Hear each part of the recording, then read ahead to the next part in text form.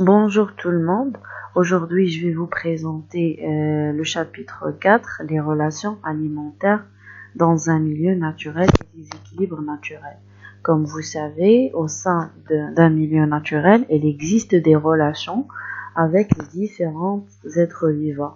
Donc, pour savoir le type de ces relations et quel type de relation qui existe entre chaque maillon dans une chaîne alimentaire, on va faire la vidéo suivante. Donc, comme vous savez, dans un même milieu naturel, en équilibre, il existe une biodiversité importante, c'est-à-dire une diversité, une différence des êtres vivants. D'étroites relations alimentaires s'établissent entre les différents animaux et végétaux qui y vivent. Comme questionnement, comment s'organisent les relations alimentaires entre les êtres vivants dans un milieu naturel? Comment préserver l'équilibre d'un milieu naturel? Quels sont les critères qui permettent de classer les êtres vivants? Donc, on va commencer par l'activité numéro 1. On va voir la définition de la chaîne alimentaire. Vous devez savoir c'est quoi une chaîne alimentaire, de quoi est constituée la chaîne alimentaire, qu'est-ce que ça veut dire régime alimentaire et qu'est-ce que ça veut dire le niveau trophique. Donc, pour répondre à ce type de questions, on va faire l'activité numéro 1. Tous les êtres vivants d'un même milieu de vie sont liés entre eux par des relations alimentaires différentes. Pour étudier cette relation, on propose l'exemple suivant. On dit l'herbe, voilà, donc l'herbe, lapin, renard. Si je vous pose la question, quel est le type de relation entre ces trois maillons, à savoir l'herbe, lapin, renard. Très bien. Donc, l'herbe est mangée par le lapin est mangé par le renard. Ces types de relations portent le nom de chaîne alimentaire. Donc, suivez avec moi s'il vous plaît. La chaîne alimentaire est constituée par des maillons. Le premier maillon, il y a l'herbe, le lapin, le renard. D'accord? Et l'herbe, chaque flèche signifie est mangée par. Par exemple, l'herbe est mangée par le lapin. D'accord? Donc, si je vous pose la question, quel est le régime alimentaire du lapin? Le régime alimentaire signifie ce que l'animal mange. D'accord? Donc, puisque le lapin mange l'herbe, donc il s'agit d'un herbivore. Le renard, le lapin est mangé par le renard. Donc, le régime alimentaire du renard, c'est carnivore. D'accord? En passant maintenant au niveau trophique ou là, niveau alimentaire. Donc, si je vous pose la question, quel est le niveau trophique du lapin? Tout simplement, c'est ça, les végétaux, je commence toujours la chaîne alimentaire par des végétaux. À la base de chaque chaîne alimentaire se trouvent les plantes vertes, les végétaux, ce que vous voulez. Donc, je commence toujours la chaîne alimentaire par tout ce qui est végétal. Donc, les végétaux, puisqu'ils synthétisent leur propre matière organique et puisqu'ils sont considérés comme étant des autotrophes, c'est-à-dire ce sont des producteurs, c'est-à-dire ils produisent leur propre matière organique. D'accord? Ensuite, je passe au lapin. Le niveau trophique du lapin, le niveau alimentaire, c'est consommateur primaire ou bien consommateur du premier ordre parce qu'il est considéré comme étant le premier maillon qui va manger l'herbe. Le renard, c'est consommateur secondaire ou bien consommateur du deuxième ordre. D'accord?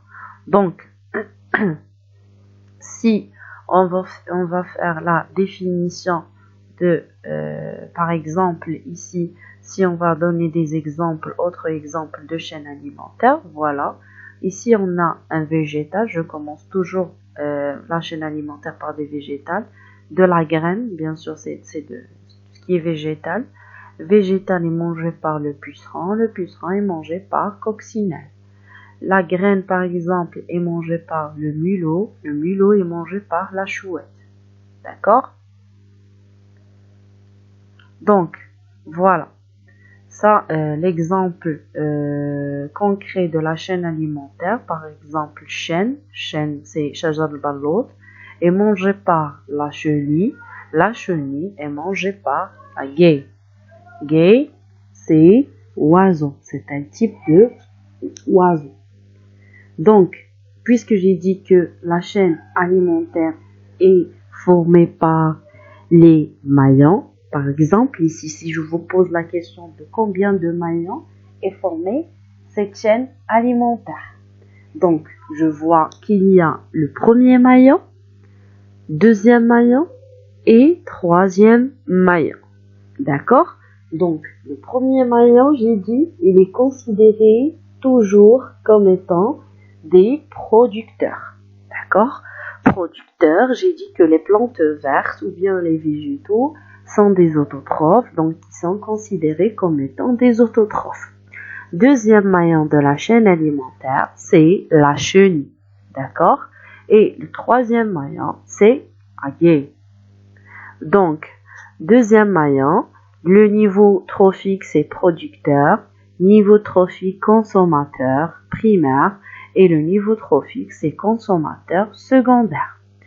Ce sont des végétaux, bien sûr, ce sont des végétaux verts, donc producteurs. Le régime alimentaire, ce sont des végétariens et carnivores.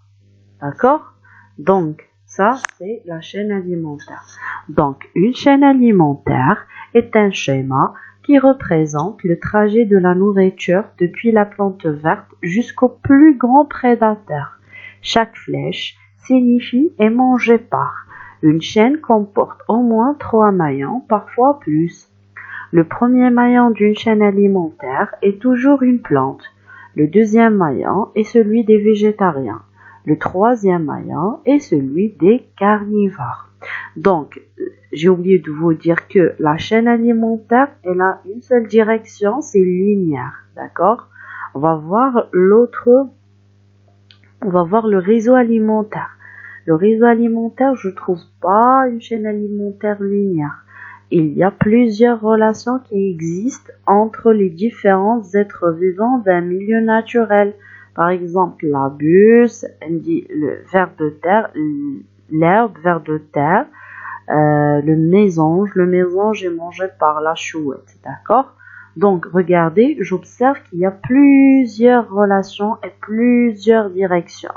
Donc, si je vous pose la question, quelle est la différence entre chaîne alimentaire et réseau alimentaire? La chaîne alimentaire, elle a une seule direction, c'est linéaire, bishakl khati. Alors que le réseau alimentaire, il y a plusieurs chaînes alimentaires, il est constitué de plusieurs chaînes alimentaires et il y a plusieurs directions. D'accord? C'est ça la différence entre réseau alimentaire et chaîne alimentaire. Donc, bien sûr, les plantes chlorophylliennes considérées comme étant producteurs de la matière organique, qui sont à l'origine de toutes les chaînes alimentaires. C'est normal, puisque j'ai dit que je commence toujours ma chaîne alimentaire par des plantes chlorophylliennes ou là des plantes vertes. Les plantes vertes font ce qu'on appelle mécanisme naturel, c'est la photosynthèse. C'est quoi la photosynthèse?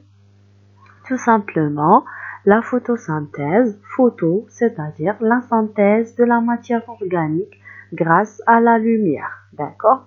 Donc, grâce à la photosynthèse, les plantes vertes fabriquent la matière organique. D'accord? Donc, grâce à la matière organique et minérale contenue dans les animaux fabriquent leur propre matière pour grandir. Ce sont donc des producteurs secondaires. Donc, je récapitule. Dans un écosystème, on distingue 3 catégories d'organismes. Il y a les producteurs, les consommateurs et les décomposeurs qu'on va voir par la suite dans flux de la matière et flux de l'énergie. Merci de votre attention.